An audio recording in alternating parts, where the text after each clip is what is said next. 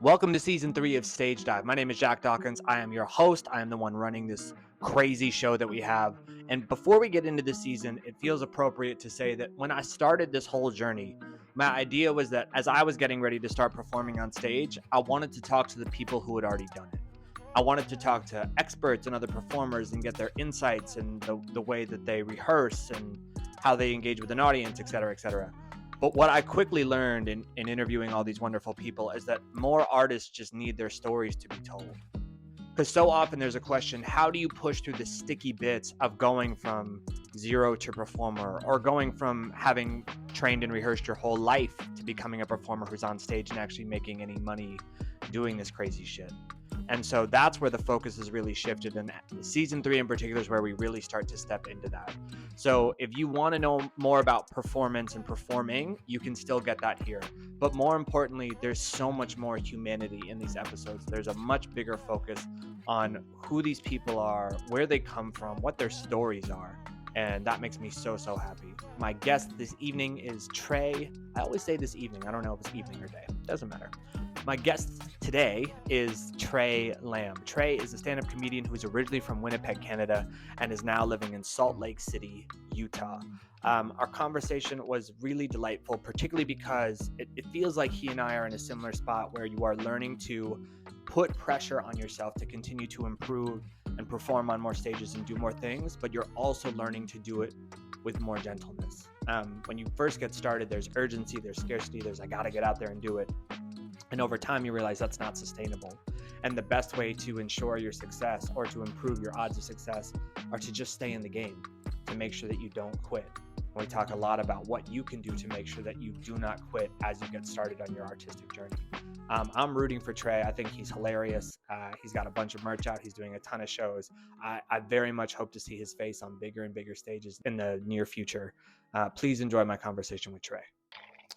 Oh, okay, so I had a question ready to go, and then I saw that you're drinking something that is not water, and now I just have to know what are you drinking right now? This is just it's just supposed to be a coffee, but I Okay. got it from one of those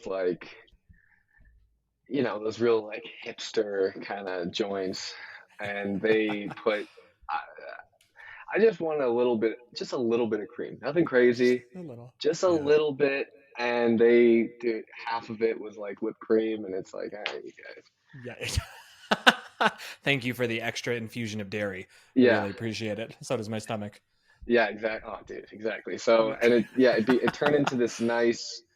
I don't even know what just skin colored drink Yeah, it that sort of looks like melted vanilla ice cream, just for viewers at home. And as I understand it, coffee is not usually that color.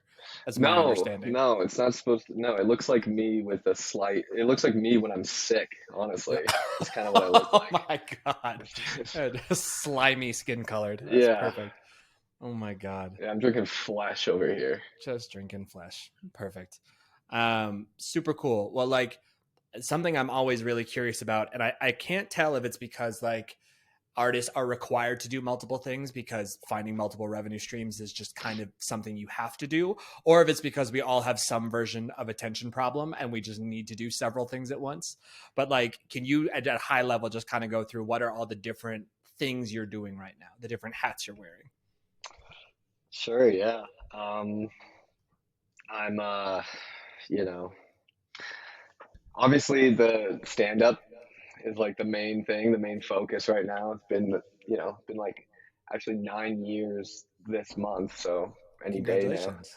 Thanks. Yeah, so that's been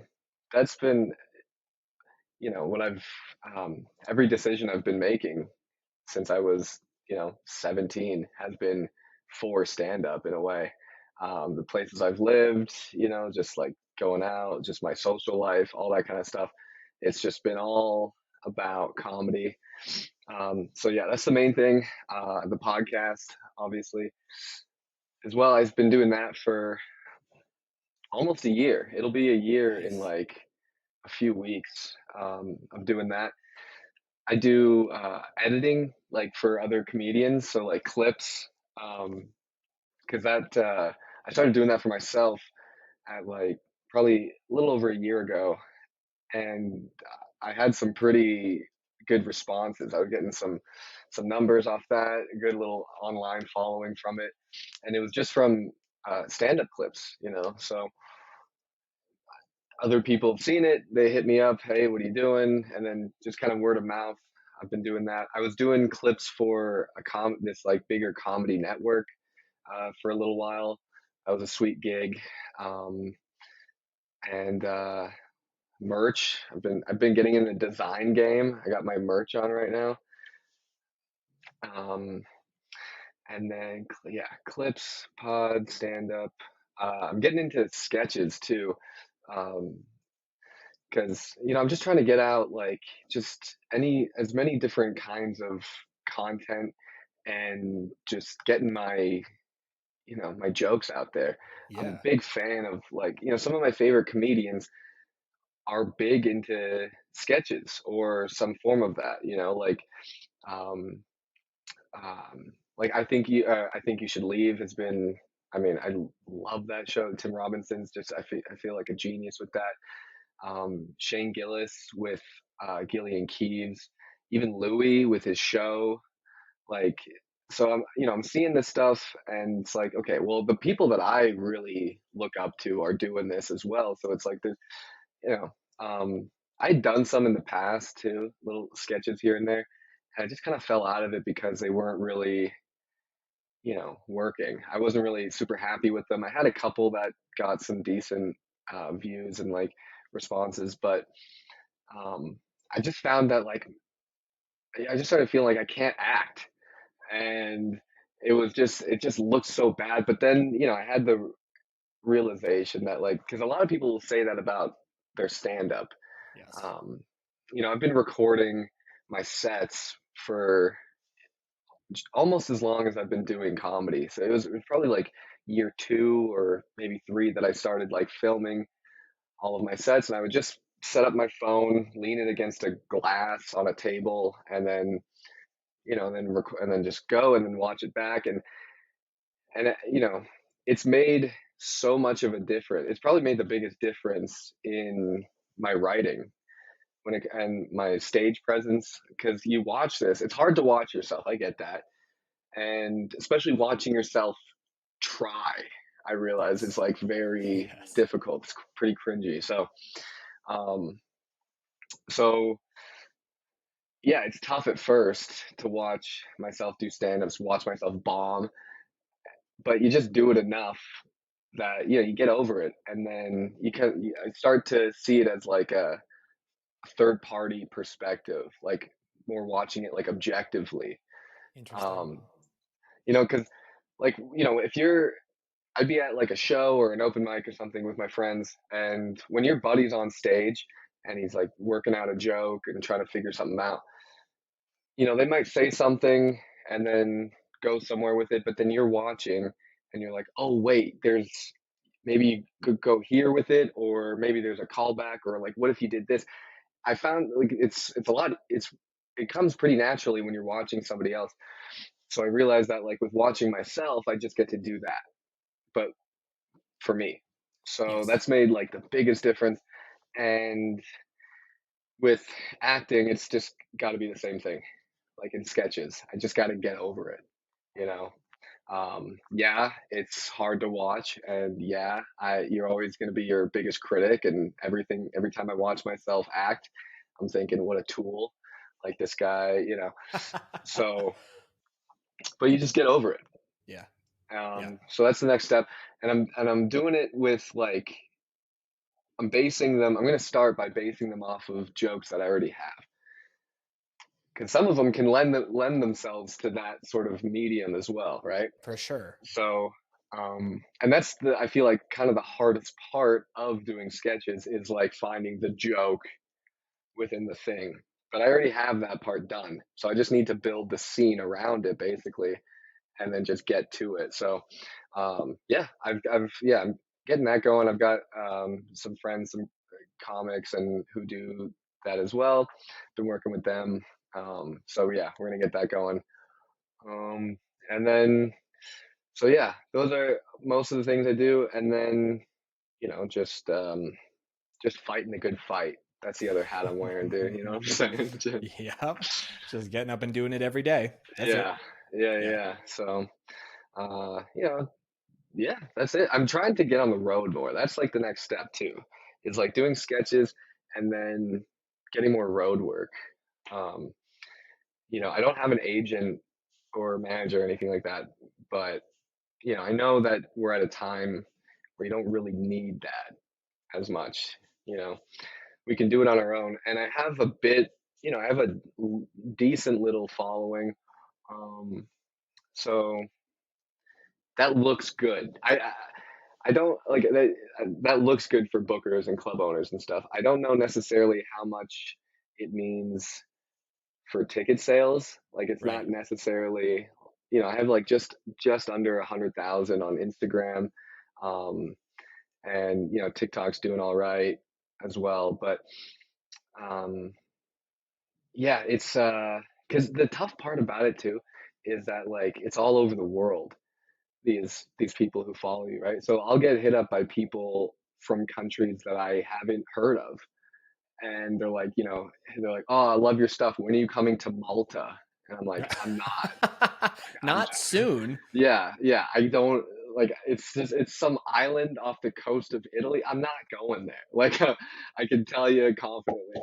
So, like, you know, I got like I guess a nice little following in Germany too.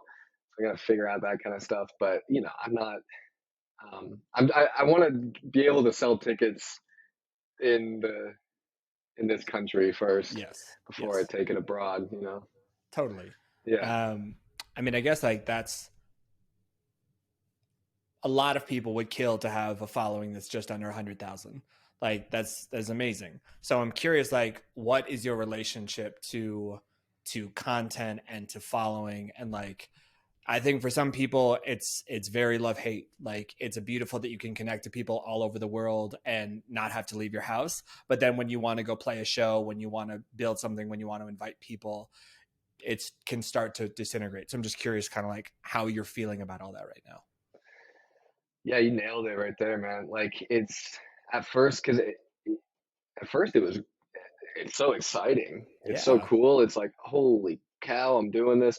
Um, you know, you're just seeing numbers go up and up and up, and you put out videos. You're seeing all these comments and getting all these messages, and it's very cool. It's very ego filling, you know, fulfilling, um, and you know, I was starting to think like, oh wow, maybe I can, you know, do this, and I feel like I did it at the right time too, because I was, you know, in my 90 or, you know, 8 years in doing stand up. And so I had, first of all, enough jokes to like be putting out stuff, you know, regularly. Right.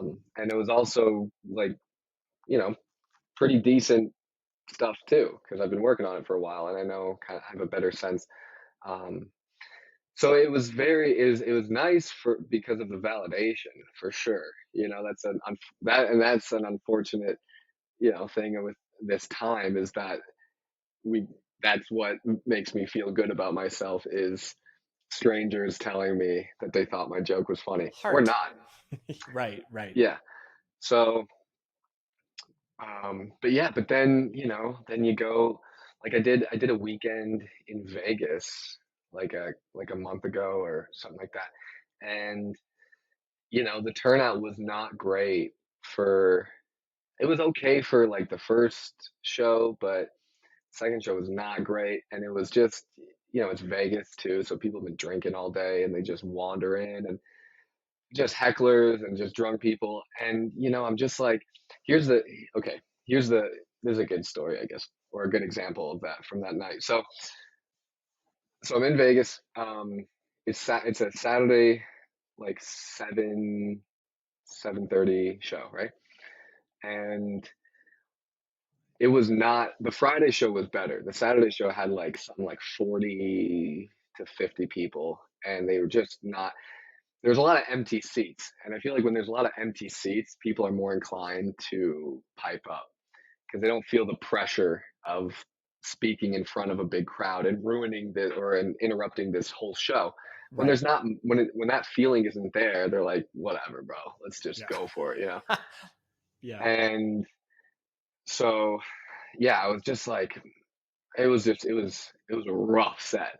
And there was a guy, Jason Ellis, who's like kind of with the Legion of Skanks and like that kind of thing, the Skank Fest festival, all that kind of stuff.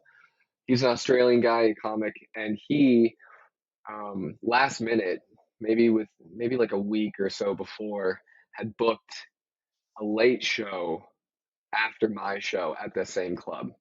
So I did like a 7 o'clock or 7:30, and he had like a 10 o'clock show, right?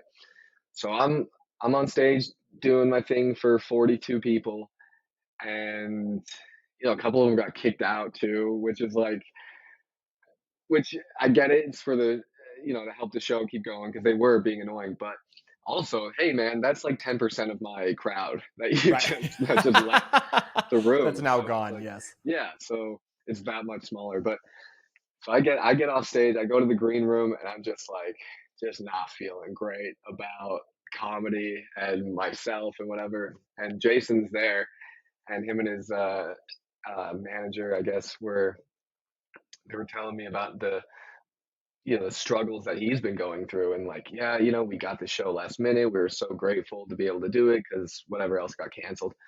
And so I'm in the green room, I'm packing up my stuff, my camera, my merch, and I leave. I walk out, and you got to walk through the showroom to leave. And I walk out to his sold out show that was just waiting for him. It's packed. There's an energy. Everyone's kind of real excited. So to walk off stage from my 40 people and then to have to walk through his sold out show, I was like, holy crap. So, you know, it's the thing. It's kind of what I love about comedy is that like you can't ever rely on it to make you feel better. It's always gonna bring you back down. So here I am feeling myself because of my online stuff, and I'm booking weekends, and I'm doing this and whatever. And then I get a show like that, or an experience like that, and it just reminds me like, oh yeah, this is gonna take a long time. Yes. And that's just the thing that I've been, having to remind myself because just it's just different today with online stuff. You got people are selling out theaters who could barely get in a club like 2 years ago, Right. and they're going on these huge tours, and they're doing this and that. You know, regardless of how funny I think they are, they're still able to. They can still find that audience that's going to come out for them, and um, so it's yeah, it's good, and it's pretty rough too, just to be reminded that like, yeah, this is going to take a long time. But I've heard, I think it was Louis, someone that said, you want this to take a long time Mm. with stand up. You want it to take a long time before you're really hitting it because I don't want. That's what it does. I mean, it does happen to some of these newer people who like get famous quick. Is like okay, like I've done shows with people who are really big on like TikTok or Vine back in the day, who have that whole fan base, and they just like think they can do stand up, right? Everyone thinks they can just fall back on stand up, right? And granted, sure, they might sell out a tour or tour across the country or whatever, but I've been at some of those shows with some of those people, and I'm watching like, yeah, these guys aren't coming back. Like the audience, like from an audience perspective, like they don't put on a good show that would make them want to come back. Um, so that's a good reminder of like, yeah, this, even if I did, because when you're starting out, it's like that's all you want is to be a big famous comedian, right? But it's like you actually don't want that in the first while, at least. Right. Like a lot of my favorite comedians, it took them, anywhere probably like at least 10 years before anyone really cared. So, um, but like, I'm in too deep. This is like, this is what I'm doing. This is what I want to do. It's like, yeah, like I said, every decision I've made has been because of stand up. It's why I've moved to these different places. It's why I'm in Utah at all is because of that. Yeah. Um, yeah. So some of you might know I rap, I make music. That's what I do sort of primarily in addition to this podcast. And for a very long time, I had considered doing an album. I had thought about it, but I had never pulled the trigger. And that has finally changed. My debut album, Integration, is coming out November 2nd of this year, 2023. I'm immensely proud of the project. We have so much fun content with behind the scenes and music videos and visualizers and all kinds of cool shit. So from now until the album releases, you'll see more and more of that stuff coming up on Instagram and TikTok and all of the places. But most importantly, I want you to be there for when the album comes out. So if you're interested, if you're willing, I would love for you to pre-save it, or if you want, you can reach out to me and I can even share some clips of the album with you. I'm, again, so proud of it, and I can't wait to share it with you. I totally understand the premise of what you're saying, but now I have to ask, what is the relationship between comedy and Utah? So yeah, so I was in LA for like a little under a year, and I just finished. I'd finished college in Santa Barbara. Kind of hung out there for a few more months, just getting some money together, and then I moved down to LA. Um, I was like 21 or 22. Um, so I went down to LA because it's, that's the move, right? Like, especially if you're anywhere in California, it's like, okay, well, you got to get to LA. This is where you're going to go to make it, right? And I get there and I'm just doing the scene, going to just, um, can we swear on, can I swear on this, or do you want me to not? 100%. Okay. I'm doing these dog shit open mics, like just performing for just the other comics who showed up to perform. Yep. And the worst ones were where we all paid $5 to do it. And I think that's one of the worst things for comedy is like the pay open mics. It just creates a bad atmosphere, and it's capitalizing on people's stupid dreams. So I get it. There's money to be, especially in a place like LA where there's way so more people. Yeah, exactly. More people want it than are obviously than are going to do it. So whatever. Yeah, I'll sell you a dream. But so yeah, I was just kind of doing that thing, not really making a lot of progress. I know it takes time, but I was doing it. I was showing up to the Comedy Store, Laugh Factory, doing all that stuff, trying to get on. I had a few connections that I would open for here and there, and that was always fun. I had connections back in Santa Barbara as well, Ventura. So yeah, so I'm there. COVID hits, the world shuts down. LA is just desolate, man. And I was living in Koreatown, like during all the marches, the BLM stuff, and so things were tense in that city. Things were pretty tense. Um, and so yeah, I just got some guys that I'd met doing open mics. Just threw me into this group chat, and they're like, "Hey, man, we're all trying to leave LA. So we're all trying to figure out where to go. We can't keep doing this because there was no comedy. There was there's nothing. You you could pay to perform at a public park or a beach. Someone would bring just a speaker and a mic, and you'd give them money so you could go tell your jokes. And I didn't do any of those. I don't think I did. I may have done one Zoom show, but it was just rough, man. And so I was down to leave. I was like, whatever, let's get out of here. If we also didn't know how long the whole thing would last, so it's like I'll just probably move back in like a year or a few months anyway when this whole thing blows over. So yeah, we compromised. Some guys wanted to move, like there were 6 of us in total. Some of them wanted to move all the way to like New Hampshire or like the East Coast and give that a go. Some guys wanted to do like really off the grid, like North Dakota, just like, no, dude, this is the end of the world. Stand like forget about comedy. Like we gotta figure out how to, build a generator and like grow our own crops and that kind of stuff. And it's like, okay, well, I'm not doing that.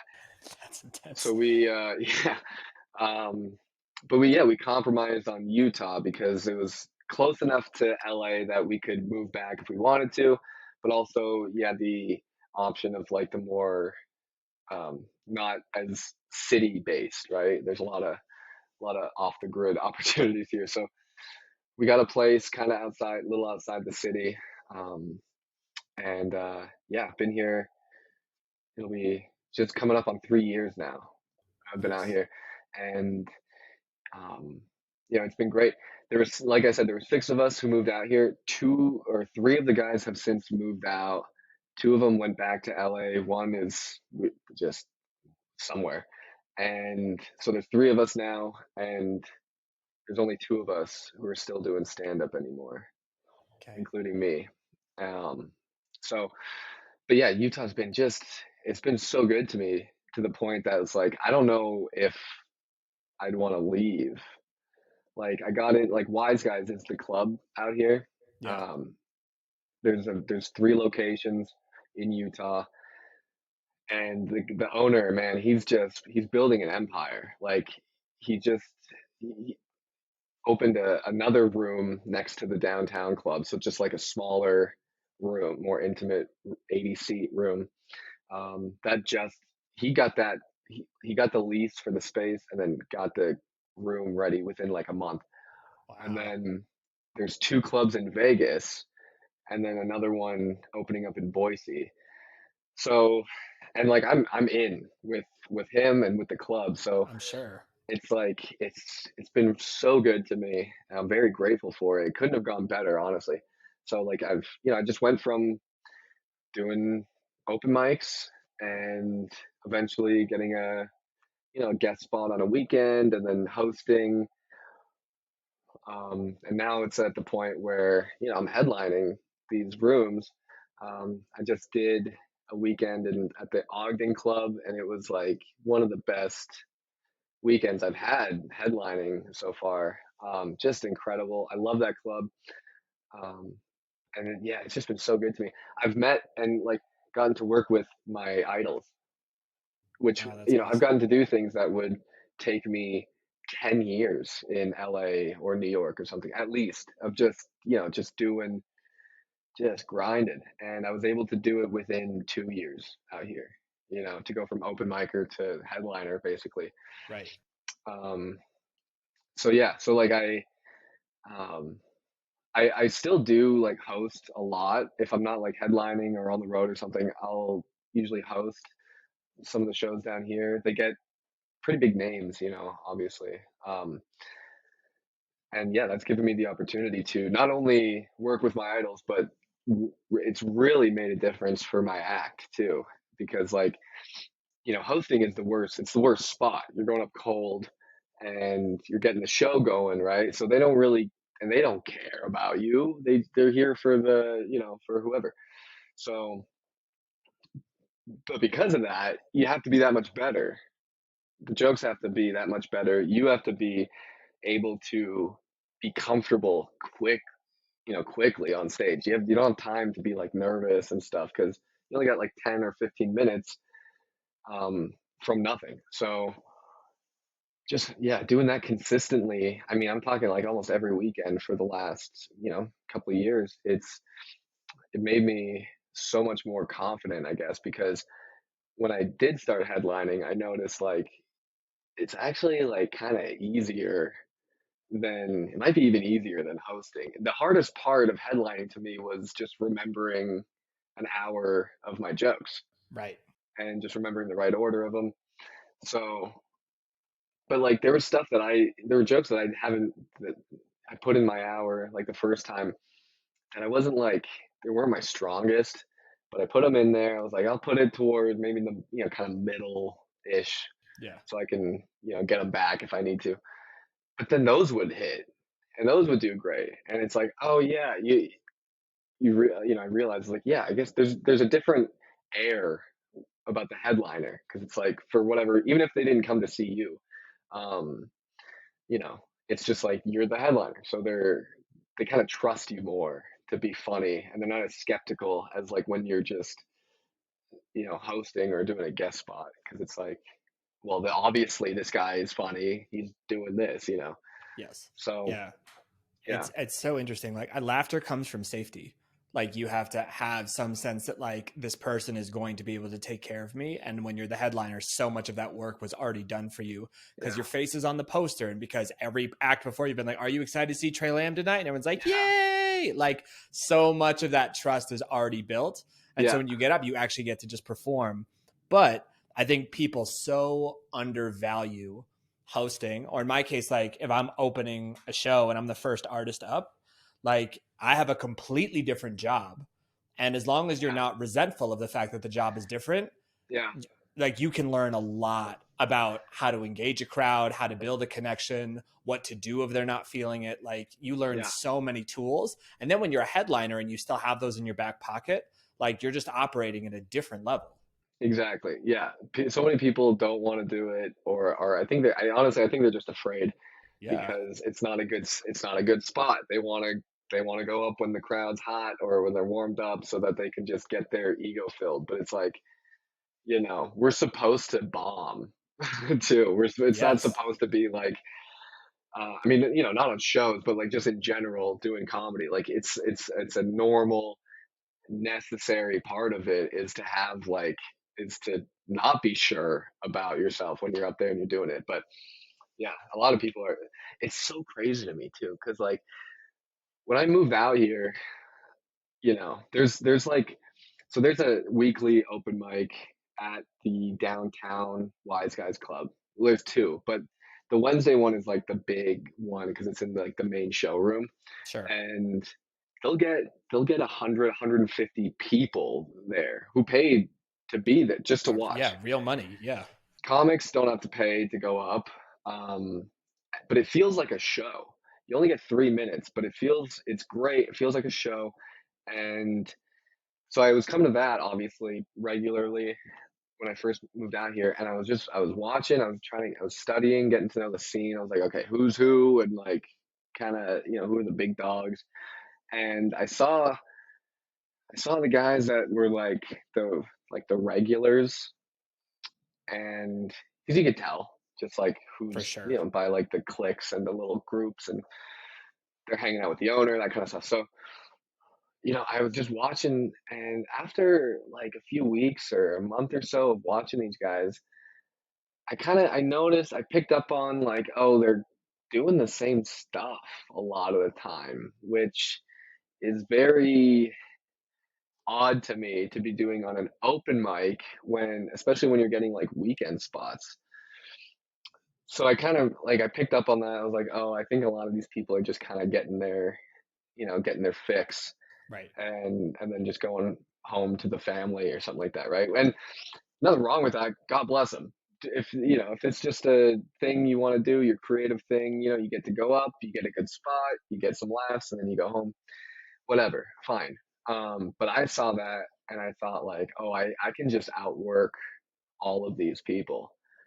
And I did over the course of, the next couple of years. I did it. Like, I'm the youngest guy to be, to come up through the scene and to be headlining. Like all of the people even like, even most of the comics are all older than me too. Even just the open micers or like the whatever. So, um, and like the online stuff, I was the first one out here to like get on that and filming my set and like you could tell, not to whatever, not to brag. I don't know if it's even a brag, but after I started noticing the numbers and stuff, and I was getting was hitting, I was getting some popularity. Now if you go to an open mic, dude, the whole back it looks It's like a all press phones, right? conference. Yeah. Yeah, It's Yeah. just and it's just everyone's recording their sets, and I'm happy. It's a good thing, and like I've been nothing but cool to people. Like if you know, I'm more than willing to tell them exactly what I did to get all that, to get that stuff, because it's like I'm not trying to be one of those guys that's just like, holding on to this thing. It's like, no, this is mine. You can't. It's like, no, that's not what we're doing here. Everyone has an opportunity, should have an opportunity to do it.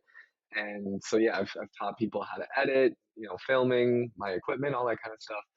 Um, and, like I was the first, like they told me the owner's wife runs the Ogden Club. And, and she told me that like they were getting calls to see if I was hosting, like just because they heard I was hosting, and they're like, no one's ever come on a ticket to see a host before, like that's a first.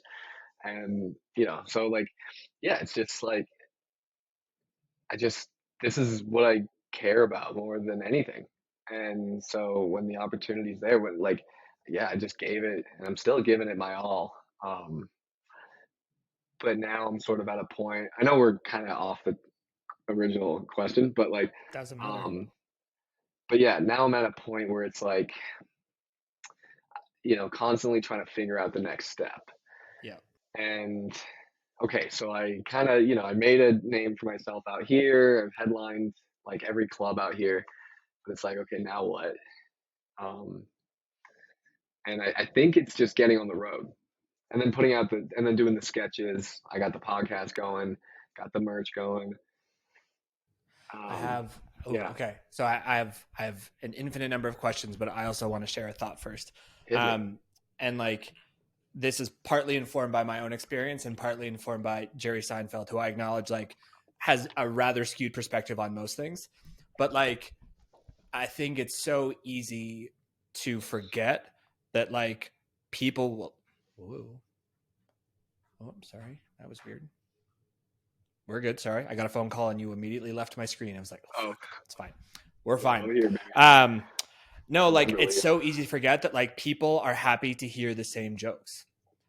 And like and I distinguish, right? Like there's the 3-minute guy, he has his tight 3 minutes, he does it every single week, and he has his whiskey at the bar and he high fives the owner, and like that's part of his routine, and that's beautiful.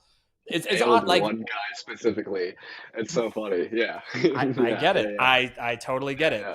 But like it is so easy to forget that like you could probably headline in Utah for a long time before people got tired of seeing you or didn't have a friend or a Sure. family member that wanted to bring you back. And like it is that weird tension of like I don't, it's like sharks. If I stop moving, I die. That's sort of the mentality we have with everything. Yeah. But like you can probably move more slowly than you want to. And it's this weird tension, right? Of like, I don't Yeah. want to rest on my laurels, but if I continue to just force myself to go to Vegas or force myself into other cities or force things to happen, you end up with really fucking tough nights. And sometimes you need tough nights, and sometimes you need a goddamn break. Like Yeah, you're dude. allowed to have both, right? Yeah. You're allowed to have both. Yeah, Um, absolutely. so one of the questions I have, like, uh, you mentioned, so like the like fuck it, we're gonna leave LA and go to Utah. The like fuck it, I'm gonna feel cringy and watch myself. The like fuck it, I'm gonna go to the open mic and do new material. Like where does that come from? Because it's a thread of like fuck it energy. And like I just did a different interview and the guy said his nickname was Tank because he got the reputation like I will walk through the wall. I don't care. Maybe it goes well, maybe it won't, but God damn it, I'm gonna walk through the wall. So I'm just curious where that comes from. Whew. Well,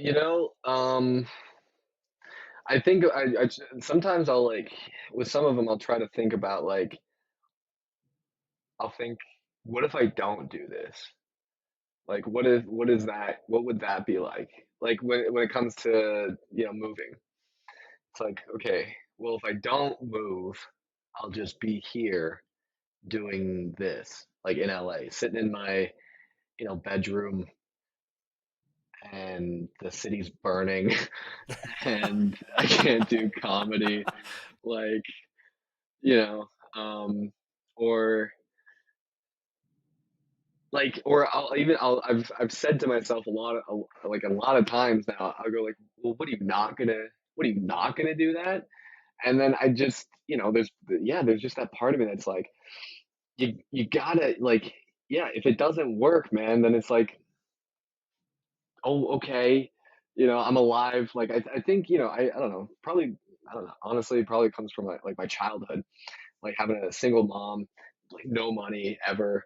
And, and by golly, she still made it work. And, we got through it, had a roof over my head, or, apartment complex over my head.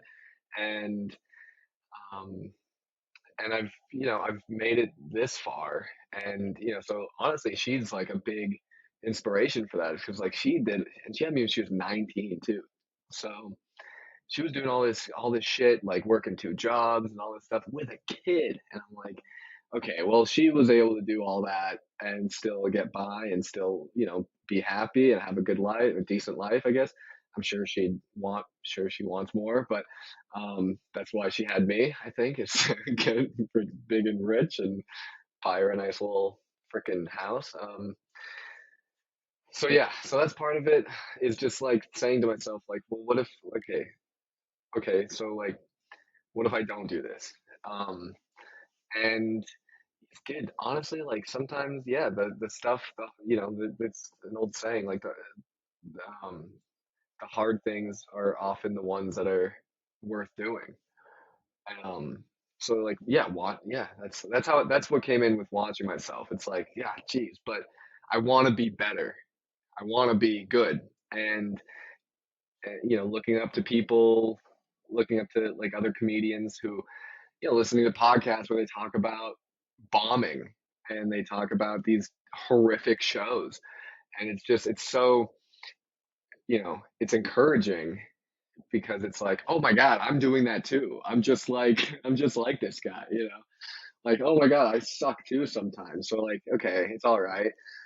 Um, but there's just also this, like, I have this, um, deep down somewhere in there, there's confidence. And I get there's just a little part of me that knows, like, I I I can do this. It's not gonna happen right away, but like, just a little success that I was having earlier on, just the little things, getting to do 5 minutes on the show because I helped the producer set up chairs in the room, and then I have a good set, and I'm feeling good. People are coming up to me, they're like, "Wow, hey, you're funny. Wow, you're funny." This and that. Um, it's just little things that, like, you kind of hold on to, and it's like, okay, all right, okay, I'm doing it. It's going okay. Um, and I just, there's like, hey, you just want something so bad. And when you know that it's a long game, it kind of helps, because it's like, when it does, Yes. when things don't go the way you want them to, or when, it feels like I do have those moments. I still, and I will have those moments of doubt where I'm like, man, can I do this? Like, Of can I? course. There'll be times where I'll go for a stretch of like, a couple weeks or a few weeks where none of my new stuff is working. I'm writing new jokes, nothing's working, and I'll look back on my older stuff, which did well, and I'll think like, man, did I fucking peak at 19? Like, how did it, like, was I at my best when I was, in college? Like, there's no way. But you still have those moments. I still have those moments, of course, where it's Yeah. like, oh, shit, maybe I can't do this. But then there's always like, it's just, well, what else are you gonna do, man? Like, this is what I've never, felt so strongly about a thing. I know I found my thing. Yes. And um, that's like, purpose. That's the word I'm looking for. And that's kind of, I mean, if we're not to get too deep, but I feel like that's kind of that's what everyone's trying to do. Everyone's trying to find an identity and find a purpose. And um, I know I found my thing. So whether or not it happens right away, it's like I gotta do this. Like I can't not do this. Um, so yeah, that's like the best. Um, the best. Sometimes it's the best approach. It's like just fucking fuck it, dude. Just go for it. It's like it's Just with send it. anything in life, man. Yeah, like I think I jumped when I was like 13. I went my stepdad and my mom. We went out to a lake, and there was this big cliff island thing in like the middle of the lake where you could go, you could walk up and climb up, and then you could jump off the cliff into the lake. Right? It was probably like 40 something feet up there, Yeah. right? And when you're 13, it's big. Yeah. And I did it. This is honestly probably more impactful than I realized. And I'm realizing it right now because you're standing there and my mom and stepdad, they're in the boat in the water, and I'm standing there looking over the edge, getting ready to jump. They're telling you, it's the whole thing is like make sure you jump out and not up because you're gonna hit those rocks, and like so you got that going on. and my stepdad also told me like before I went up, he's like, when you go up there, you can't turn back Yeah. because the way that Oh, classic the dad way shit. yeah, right. Don't disappoint me. Get up there and jump. Yeah, exactly. Yeah, but not up because you'll die. But Right. yeah, um, but he was like, just because the way that the cliff is, the way that you get up, it's just you'll get hurt, or there's just no way to really get down. It's gonna take too long. I'm sure I could have, but that's what he said. Is like you can't come back down. And so I'm standing there, I'm thinking, I'm like, okay, well, like, I gotta do it. Like I gotta jump, and I did. I fucking ran and I jumped out and hit the water, and everything was good. And then, but I did it. Yes. And also there was another kid there who was up there with me waiting to go, and he didn't jump. He turned around after I jumped because he saw me do it. He's like, fuck that. So he turned around and made his way back down. It took him a while to get back down, so I get it. But still, just that feeling was like, oh, dude, it's just, yeah, that notion of like, yeah, you can't go back on this. Like you gotta fucking give it your all. And you know, and so yeah, that was a big one. There's this very funny sensation when you realize you are willing to do something that other people aren't. And like I think there's a thin line here because there's a very toxic version of like just relentlessly forcing yourself to do shit you don't want to do in the name of like discipline or whatever the fuck all the alpha Yeah. males on Instagram are talking about. Like, and I loathe that shit. But I think there's this Yeah. really interesting window where it's like, I'm willing to do this and it doesn't actually feel that uncomfortable and other people find it terrifying. Like, Yeah. that's how I think about getting on stage. Like, so many people would rather die than be on stage with a microphone. Sure. I fucking Yeah. love being on stage with a microphone. It Yeah. costs no energy or stress to me to be up Yeah. there. Like, do I want to give a good show and like serve my music and connect and blah blah blah blah? Yeah, like, and I'm going to keep working on that. But just baseline getting on stage, fucking easy. Yeah. So Yeah. easy, right? Insatiable, my sound is irreplaceable. Just getting started, but I'm feeling sensational. I'm educated by emotion, I don't need a book. A straight shooter, so the song, there's no hook. Antisocial, still kill the party anthem. I'm pumping built by hand, I demand a kid's ransom. A lone wolf, never made for the herd. Checkered flag, when I pass, I'm so fast, got their vision blurred. Yeah. Well, honestly, it's like even in the last more lately, um, not to get too personal, but hit some kind of, I'll say, rough patches, rough spots, and it's but getting on stage is like the thing to look forward to now when like the rest of your life is kind of going to shit. It's like, well, at least I can get up here for X amount of time and I can do this thing and I can do it well and it's going to feel good.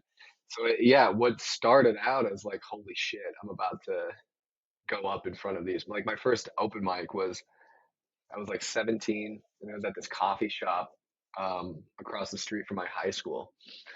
And I went one night. I heard there was an open mic. One of my friends actually told me, he's like, "Yeah, dude, I went to this coffee shop, and they like did this open mic where like people were doing stand up." He's like, "It was crazy. Like I tried doing stand up, and I was like, I gotta do it because I was super into. Um, I used to remember Pandora. I don't know if they're still around, but I do remember Pandora. so they would have like a comedy station, and so I would listen to that. It would just play a track from an album, Right. and it would randomize like that. So I was getting introduced. I would just hear one, a bit from different names. That's how I got introduced to so many comedians, and that's how I found out who I liked and this sort of deal. And I was super into like Louis, and um, for like most of my senior year of high school, I was even in. I was honestly, I was even into it in like middle school. My mom took me to see Dane Cook Oh, in nice. Winnipeg, and Nice. he did the arena, and it was just incredible time. But uh, but yeah, like so my friend tells me, he's like, dude, there's this open mic. I tried stand up, and I was like, he's not gonna be the one to do stand up. I gotta do it. I can't let this fucking guy do the thing that I want to do. And so I went. I found out when the next one was. I went, and it was actually not. Well, it was an open mic, but it was for poetry. The poetry open mic, and I was like, "Hey, I'm here for the open mic." And they're like, "Yeah, yeah, you can sign up here." And then like through the course of the show, I'm like, "Ah, fuck! Like this is no one's being funny." At first, I was like, the first like one or two, I was like, "These guys suck." Yeah. And then come to find out, it's like, oh, they're doing a different thing, and I'm the asshole. And so I was also one of few white people in the room too, because it was like kind of like a slam poetry thing, you know what I mean? So there was that, um, and I asked the host or whoever's running, I was like, can I, I don't have a poem. I just Per got se. these fucking jokes, and that weren't even jokes, dude. They were so bad. I think I remember one of them, but uh, and they were reluctant to let me do it.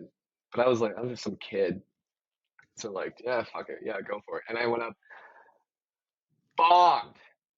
I mean, maybe a couple chuckles because people felt bad or they Yeah. realized how green I was. But like, yeah, I think my last joke got like a couple laughs, and everything else was just, you know, I guess, and a lot of comics like to blame the crowd. That definitely wasn't the crowd for Yeah. me. It wasn't even a comedy crowd at all. Right.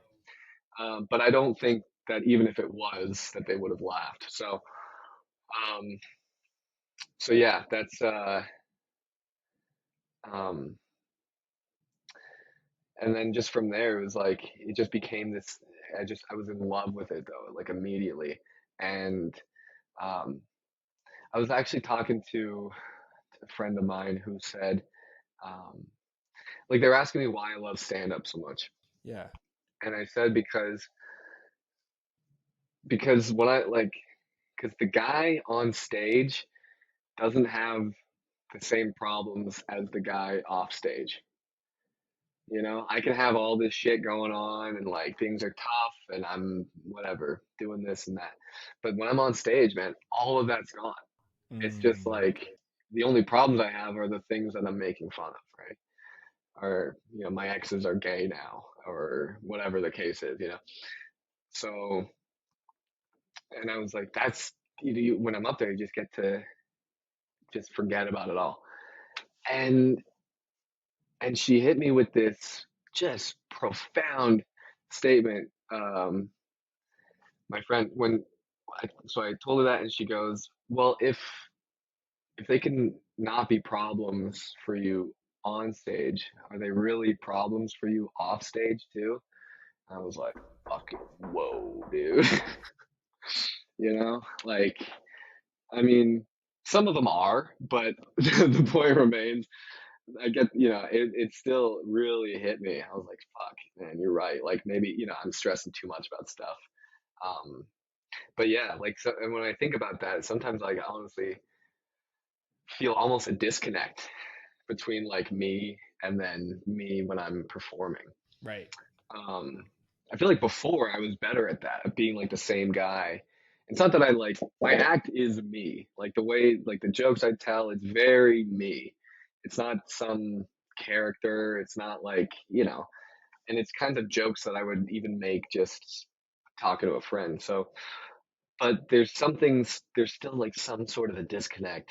Um, and yeah, it's not like the imposter syndrome sort of deal. It's not like that.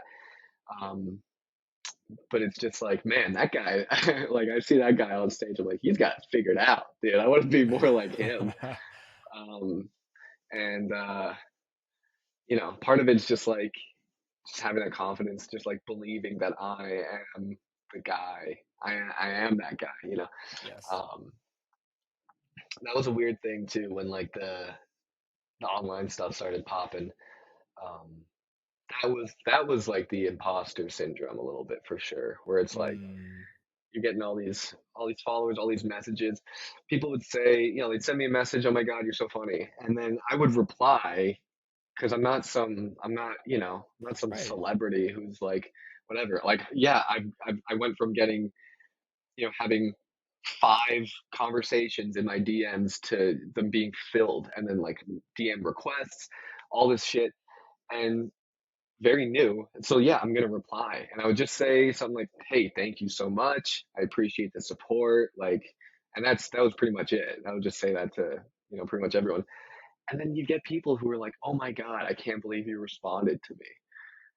And I'm like, get the fuck out of here. Yeah. Like, relax, like, but it just, I gotta Well, realize like how they perceive me versus how I perceive myself, and it's like to them, yeah, maybe I am some whatever big shot, but so it took some time to kind of meet in the middle there and yeah. not, and, believe that okay, yeah, I guess some people see me as that guy, even though, um, I struggle with it sometimes. Yeah. I mean, I think what I would say to you, and I'm like tying a couple threads together here now, like, I think at first when you're starting out, like all you want to be is legitimate. Like, cause you have your first time, you're like, "Ooh, I am not, I am not a comic." And all you desperately want to do is do it enough and get good enough where you're like, "Okay, I feel confident that I can call myself a comic. I believe in my Hmm. material. I know what to do on stage, blah, blah, blah, blah, blah." But then there's this interesting like leapfrog effect where then like your purpose, your humanity goes back over the top because you've accomplished, and now you start moving back toward that purpose. And so it's interesting, like when people reach Yeah. out to you, yes, it's because you're funny, but the reason they're surprised is because they want to be close to someone who's chasing a dream.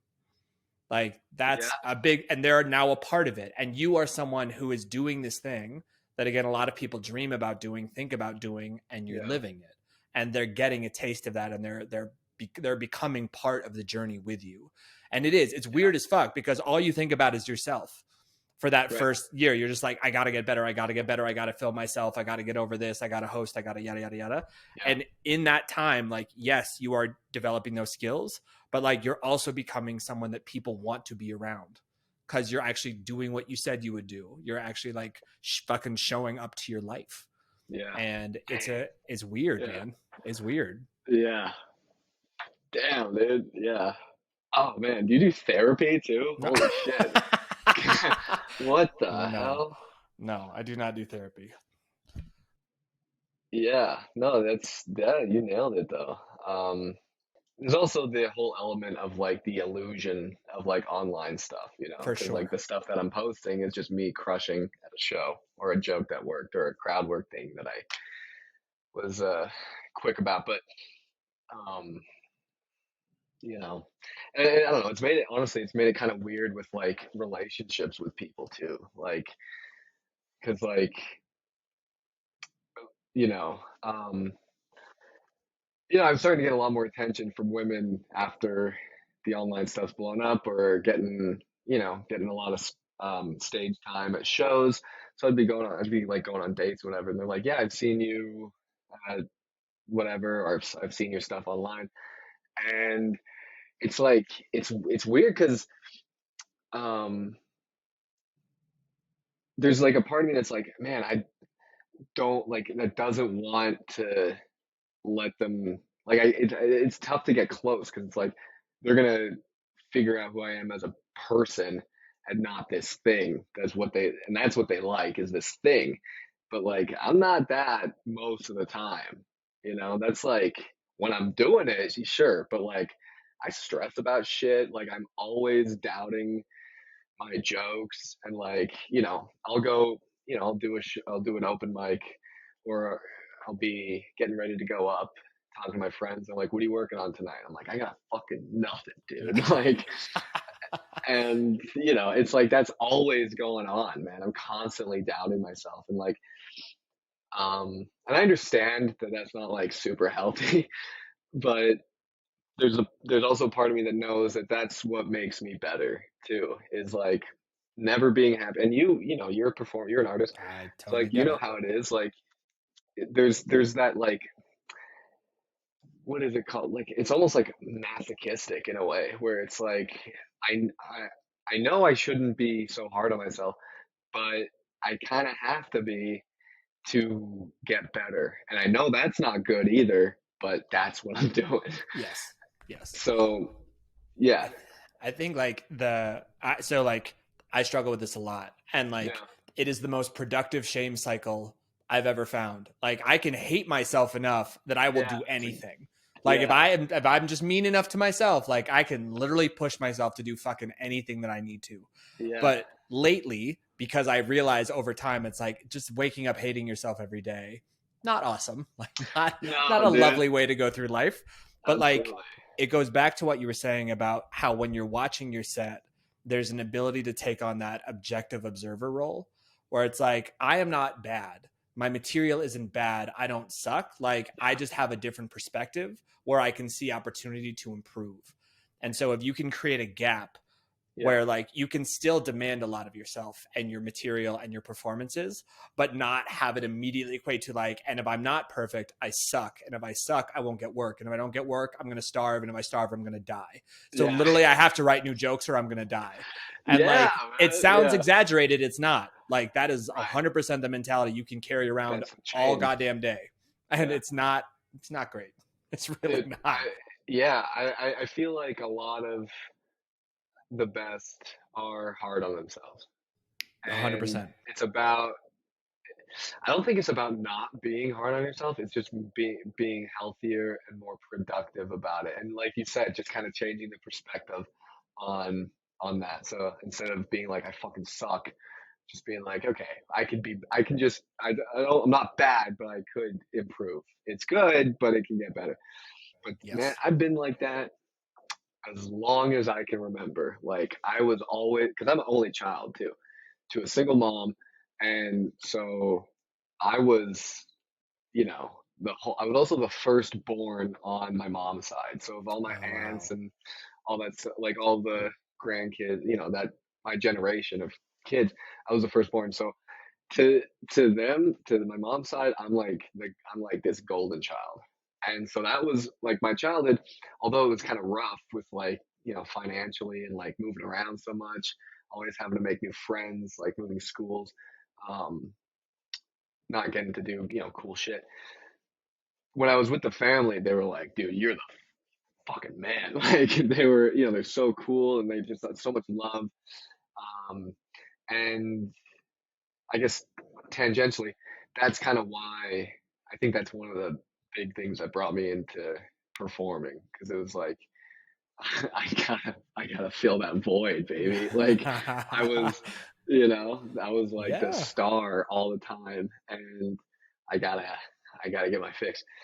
Um, but yeah, dude, I've always been hard on myself. Like I remember in in gym class we were doing um volleyball with like a not even a volleyball with just one of those like beach balls, I think, right? Because it was elementary school, probably like 10, 9, 10 years old, and I was serving. Okay, I'm serving and I'm doing the thing, whack it, and I think I hit it like out of bounds.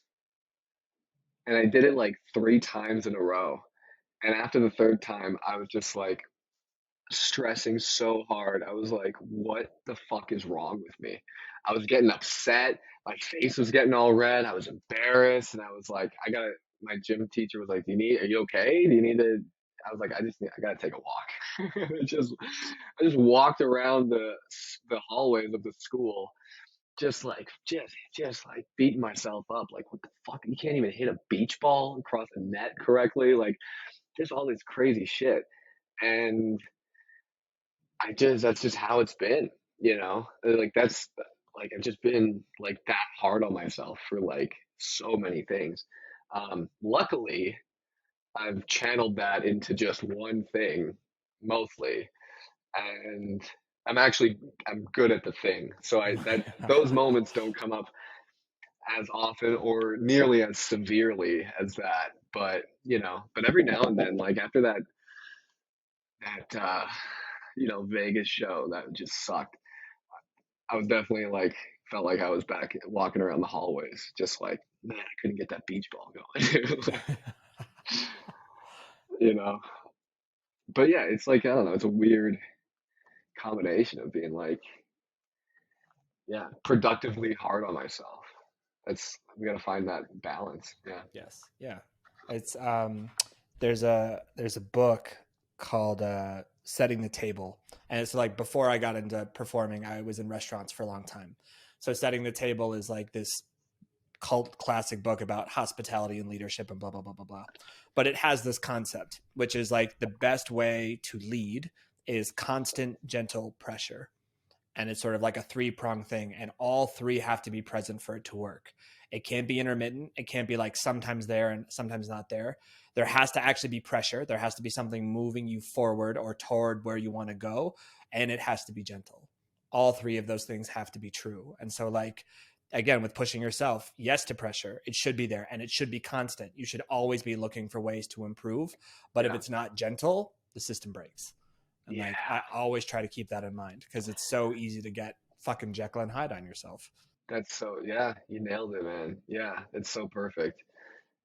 Yeah, I've been there where it's like, where I guess it still kind of comes up, but where it's like, yeah, I can tell that I'm being too hard on myself. And I'm like, well, this isn't really how this isn't good.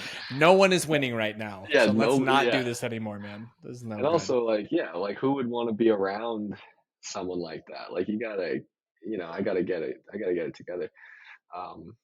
There's like, I was saying this earlier, but like, I feel like I'm at a point. I felt like this for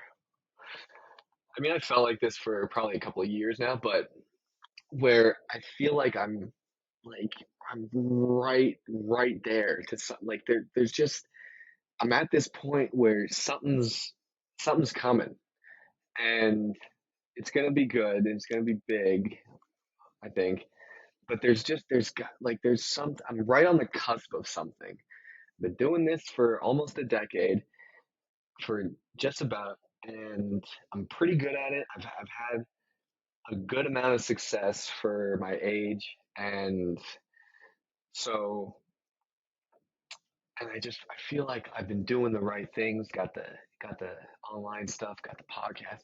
I can do the hour. I can be clean, all this shit. I feel like I'm right there, and there's just something that's kind of in the way, and I think it's me. Yeah. You ever get that? Yes. Where it's like, oh, I think I'm the thing that's stopping me from getting there. And it's such a mind fuck. Yes, it is.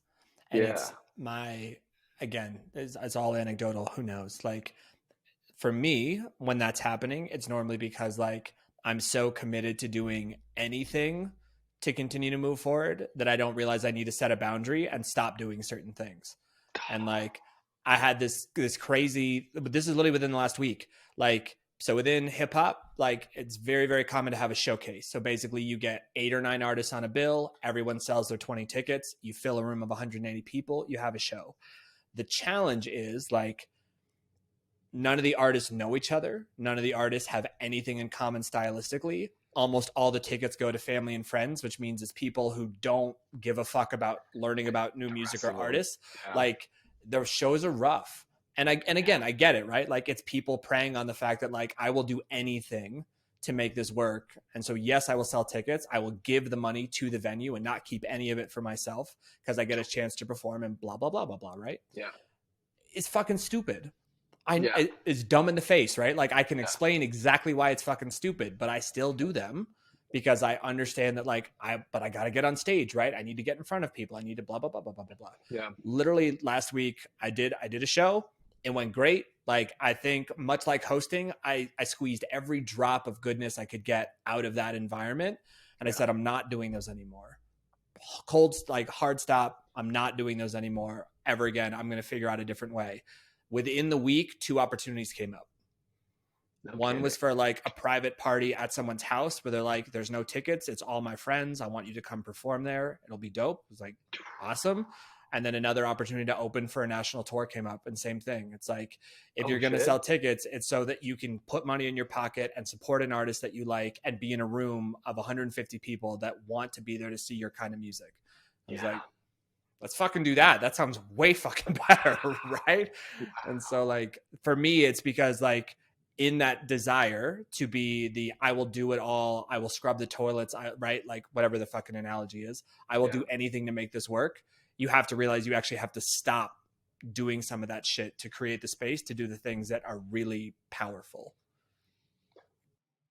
God damn, that's the most helpful thing I've heard I mean, damn, if that ain't the truth. Fuck, I appreciate that a lot because that's exactly, I'm the same way. Like, yeah, I'll do any spot. What do you got? You got a spot? What do you need? But then, yeah, the rest of the time, I'm kicking myself. I got my head in my hands. I'm like, okay, but why aren't I doing the stuff that I want to do? It's because I'm doing all this bullshit. But I feel like we must have had some, similar kind of whatever thoughts or just perspectives, like as when we were kids or whatever, that like led us to this point. And it's like, yeah, I got that in me too. It's like, well, no, I'll do whatever I gotta do. Like, what is it that I need to do? But then, yeah, you're right. You gotta realize that, well, maybe the shit that you're doing isn't actually helping you. And it serves a purpose at first. Everyone needs to start somewhere. There is no wrong answer. But at some point, when you have an hour and you can be clean and you've headlined shows and you've traveled out of state and you've done these things, like it no longer serves you to do certain things. And like it's weird because you also hear like, keep your ego in check. Don't get ahead of yourself. Right. Stay humble. Okay, cool. So now I'm fucking fighting that demon too. But at the end of the day, like, you know what you've done. As like, I go back to school. I think every kid on earth knows when they turn in a paper, if it's a good paper or not. Right. They may argue with the teacher. They may get upset about it. You fucking know if you put any effort into it or zero fucking effort, right? You know, it's like, okay, so you've put in the work. You've improved as a performer. You've done a lot of good shit. You have to allow yourself to actually alchemize all that shit into your thought process and pursue gigs and opportunities that are in line with the work that you've done. Yeah. Yeah. And just, right. You got to just, fuck, man. That's perfect. Yeah. I'm going to be thinking about that one for a while because that's exactly where I'm in that weird spot where it's like, yeah, a couple things here and there, like, but, and also, those like opportunities do come around where it like gives you a glimpse of what could be. And that's like some of the most helpful stuff too. Like, I got a buddy. Well, he's very popular online, mostly from sketch comedy, from like doing his own sketches and stuff. But he tours and does stand up, and I've known him we used to have him at our, like, when I was in college, we had a comedy show like in a school club for comedy, and we put it on a free show for students every Saturday, and they were, a lot of the time it was bad. The shows were bad, but every now and then we'd get some good names, and we got this guy who we got him like right before, and then kind of at the very beginning of him really blowing up, and we knew because there'd be a line of kids down the street. We'd have to, and it sat the venue sat like 240 or something. We'd be turning people away, and so I've known this guy for years and opened for him a few times in San Diego and LA. He came out here and did a show at the University of Utah, at their Performing Arts Center theater, and 2,000 people sold out, like just like that. And he texted me. He was like, "Hey, you want to open for me when I come out there?" I was like, "Yes." Yes. And then to walk out, I think I did like 20, 25, something like that. I nailed it. And but just to walk out to like 2,000 people fucking going nuts, and then you crush it. Um, people were, people will still recognize me from that show. But just to have that moment, I mean, I haven't had anything close to that. Like, yeah, I've done sold out, maybe hosting for someone at a sold out club, but at most, that's like maybe 300, which is still great. It's a lot of people, but it's not 2,000. And it's just a whole different animal. So, like, but even to just have that work out the way it did, and like just the opportunity to do it even is like should be enough motivation for me to be like, yeah, I can do this stuff on my own. I can't sell out 2,000 seat theaters right away, but I can nail it. I can crush a show with that many people who aren't even there to see me. And then, but I also have, I'm at a place where people who can do that are hitting me up, to work with them. So it's like everything. It's like, okay, I'm doing everything right. Everything's going the way it should be. I just gotta, I don't know, I gotta kick it into another gear, I think, and I think that's gonna be change, like not doing just every little thing that comes up. And it's like kind of seeing myself at this next level. Yeah. Yeah. And for what it's worth, I don't think you need to change the gear. I think you're doing everything right. I think the mistake we make is like, oh, like it's not like it's happening. You know it's happening. You're watching it happening. And it's like, so totally different context. I was an athlete for a long, long time, did a lot of long distance racing. And the thing that fucks up 99% of people who race is that they want to improve too fast. And they're like, fuck, I got to change my whole training thing. I got to put in more hours. And it's like, no, your body takes years to develop the cardio and the musculature to do what you want to do. Keep doing what you're doing. Don't get injured. Don't quit. Yeah. Literally the only rules. Like, it's a lot easier to not get injured doing stand up. Sure is. Unless you're saying some crazy shit up there. And God bless them who do, but man, no one's ever been real upset with stuff I said, luckily. But yeah, you're absolutely right. Just kind of, you gotta also trust Joel Embiid, trust the process a little bit too, man. Even though it didn't really work for him. I guess he did get MVP. He got the MVP. He got the MVP. Yeah. I guess that was his process, was just him getting an MVP. He's like, no, the process was for me, not for the team. Fuck the rest of the 76ers. Yeah, no, this was me. The process. Yeah. Oh my God. Trey, we're just about out of time. This was wonderful, and I'm sure we could talk for another hour easily. But where can people find you? Yeah, find me online. Instagram, Tre J Lamb. TikTok is just Tre Lamb. YouTube, I'm trying to get the YouTube numbers up. So check out, just the podcast too, Deadbeat Son podcast. That goes out every week on YouTube and Spotify. It'll be out on Apple pretty soon too.